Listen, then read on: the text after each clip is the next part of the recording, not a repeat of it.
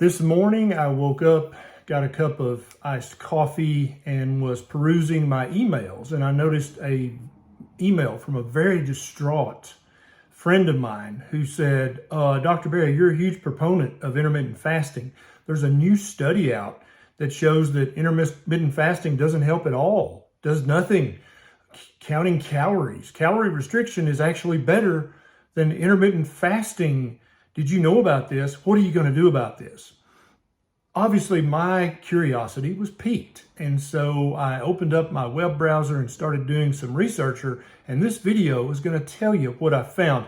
Now, before you think this sounds boring, I promise you, it's not boring. It's full of misinformation, misdirection, and even some intrigue. So watch this video to the end, and then you're going to understand a lot more about how the corporate media reports on science, and even how scientific researchers perform their job, how they're funded, and why a lot of the times definitely the headlines you see about nutrition and medical research are bullshit, but very often the actual studies themselves, even if they're randomized and controlled, are full of crap. I'm Dr. Berry, a family physician with 20 years of clinical experience. Let's talk about the new research behind debunking intermittent fasting. So I start immediately while I'm sipping my iced coffee to look into this a little bit. The first website I come to is studyfinds.org. Their headline says, intermittent fasting is nothing special for weight loss. Then I go over and I look at just a pillar of Western reporting, which is the U.S. News and World Report. They never get anything wrong. Their headline is, for losing weight, calorie counting tops fasting diets. I go over to Yahoo News. They say fasting, no magic bullet for weight loss, study suggests. I go to MSN. They say intermittent fasting may not be as effective as calorie restricted dieting. Okay, you're seeing a pattern here. I check out the Daily Mail, and they say, time to ditch the 5-2. Fad fasting diets don't help you lose weight quicker, and limiting daily calories is more effective, experts claim. What is going on here? Then I go over to the Telegraph. They say, why intermittent fasting may not be the magic bullet for weight loss. Okay, so immediately I start looking for this study that they're all spouting headlines about. And it takes me a few minutes to find the study because many of these reputable news journals and scientific journals, they don't even give a link to the study. So after quite a bit of searching, I was able to find this study that is posted in the lauded scientific journal titled Science Translational Medicine. Now, if you've never heard of that, that might be a hint that it's not really that prestigious of a journal. The title of this study is a randomized controlled trial, that's off to a good start, to isolate the effects of fasting and energy restriction on weight loss and metabolic health in lean adults. Wait, in lean adults? But, okay, but it's about weight loss, but it's in lean adults. So I print out this study, and I'm looking at the inclusion criteria. Who gets to be included in this study? And here's what I come up with. To be eligible upon volunteering, participants had to first be classified as lean. They had to have a body mass index between 20.5 and 24.9. And then they confirmed that was in fact their BMI with a DEXA scan upon their first laboratory visit. In order to be in this study, you have to meet inclusion criteria, right? And so a exclusion criteria are a BMI greater than 24.9. So basically, if you need to lose any weight whatsoever, if you're overweight or obese or morbidly obese, you couldn't be in this study. Also, if you had diabetes, you could not be in this study. If you had any markers of metabolic syndrome, you could not be in this study. And so this study was done on healthy, lean people. I'm not joking.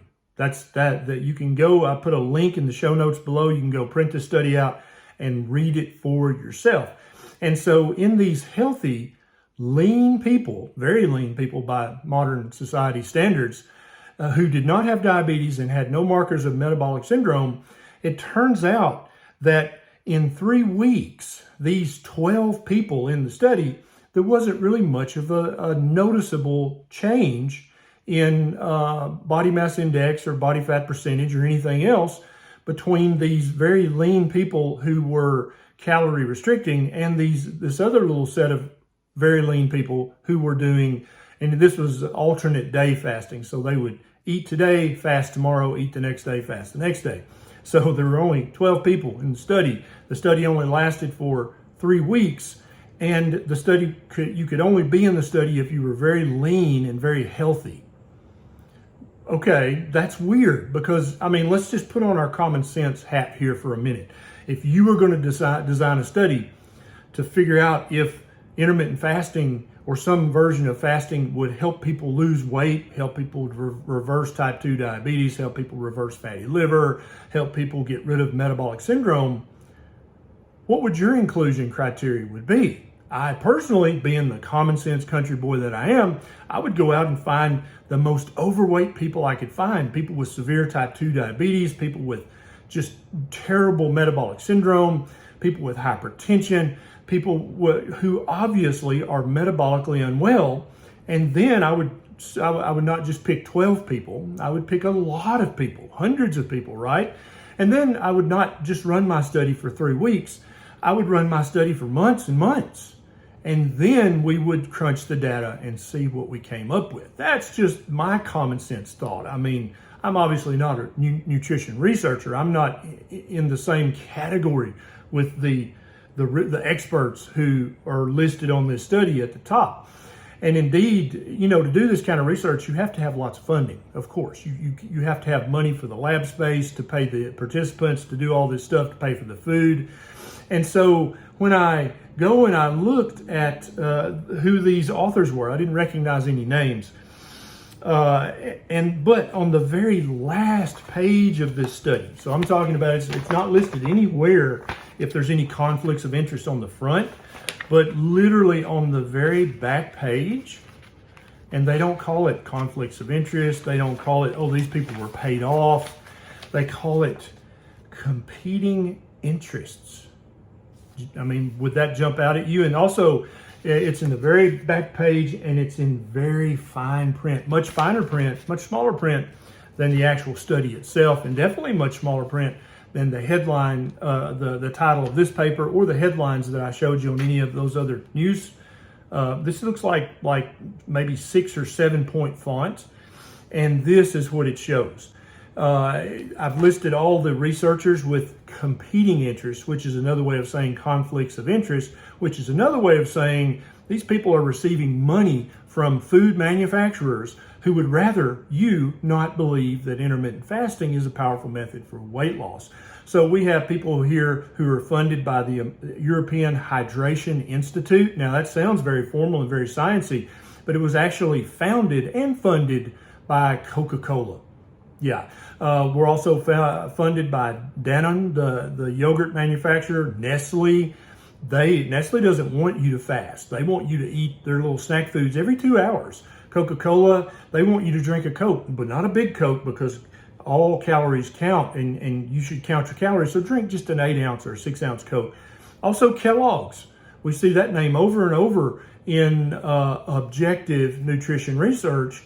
Organics Foundation, I couldn't find out much about them. They really don't have a website or anything. PepsiCo, okay, they definitely don't want you to intermittent fast because that would butcher their profits. Arla Foods, one person is an employee, a direct employee of Nestle. Here's one that received research funding from Unilever, they are all about fast food and fast food packaging and snack food packaging. So yeah, guess what? Researchers who work for Coke and Danone and Arla Foods and Pepsi and Unilever, they don't want you to intermittent fast. And so in order to get the headlines that I showed you earlier, they had these researchers go out and find lean, skinny, healthy people and just find a few of them and put them in a very small, very short study and compare calorie restriction to alternate day fasting and then publish the results in a prestigious scientific journal. I shit you not. Okay, I put a link down to the research study down below. I'm not going to hide the study. I'm actually going to give you a link so you can go and directly read the PDF or print out the PDF. What if studyfinds.org published an article and it said that Anheuser-Busch and Heineken, that's two of the largest beer manufacturers in the world, have funded some research and found that drinking lots of beer doesn't really give you a beer belly? Would you believe that? What if U.S. News and World Report published an article and said, hey, this new research that's funded by Philip Morris and British American Tobacco, two of the largest cigarette manufacturers in the world, they have found in this very small, very short study that was actually done in non-smokers that smoking's not really that bad for you after all? Would you believe either one of those articles? Immediately, you would be like, what the what?